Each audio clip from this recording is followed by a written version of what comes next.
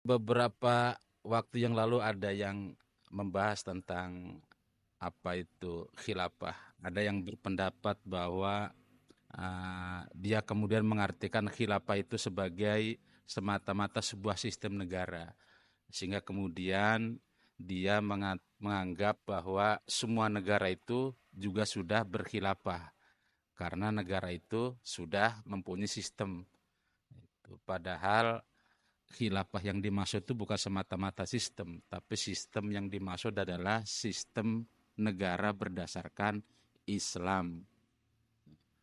Jadi kalau mengartikan khilafah sebatas semata-mata sistem negara ya betul, tetapi apakah iya kita sebagai umat Islam akan ridho, ikhlas, kemudian menyebut misalkan Amerika Serikat sebagai khilafah, karena Amerika Serikat juga sebuah negara yang juga mempunyai sistem negara. Kan tidak demikian.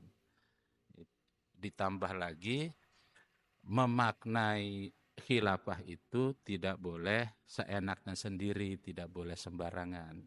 Karena khilafah itu bukan kalimah buatan manusia biasa, bukan kalimah karangan ulama, bukan. Tetapi khilafah itu adalah kalimah yang keluar langsung dari lisannya Rasulullah SAW. Maka memaknai dan mentafsir khilafah pun tidak boleh sembarangan. Harus sesuai dengan apa yang dimaksud oleh Rasulullah SAW. Siapa orang yang paling tepat dalam memaknai dan mentafsir khilafah? Ya tentu adalah orang-orang yang secara keimanan sudah terjamin. Siapa itu? Tentu para sahabat Rasulullah SAW. Lebih-lebih para sahabat yang di dalam keterangan sudah dijamin masuk surga. Mereka itu bagaimana memaknai dan mentafsir khilafah? Mereka memaknai dan mentafsir khilafah sebagaimana ketika khilafah itu ditegakkan pada masa itu. Tidak ada perbedaan di kalangan para sahabat waktu itu. Berarti khilafah makna dan tafsir yang sebenarnya adalah sistem negara berdasarkan Islam, bukan sistem negara yang bukan berdasarkan Islam. Itu termasuk khalifah. Khalifah juga tidak bisa dimaknai sekehendak sendiri. Misalkan memaknai khalifah semata-mata sebagai seorang pemimpin itu.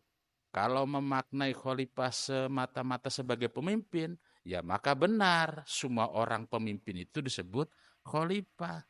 Tapi lagi-lagi apakah kita sebagai umat Islam ikhlas ridho misalkan akan menyebut Kim Jong Un sebagai khalifah karena Kim Jong Un juga sebagai pemimpin. Tentu tidak demikian. Nah, lagi-lagi khalifah itu juga bukan kalimat buatan manusia, bukan kalimat karangan manusia, bukan. Tetapi khalifah itu adalah kalamullah. Itu terdapat di dalam Al-Quranul Karim. Maka memaknai khalifah juga tidak bisa sembarangan.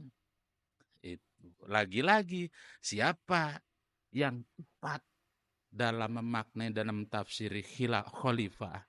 Ya tentu orang-orang yang secara keimanan juga sudah terbukti.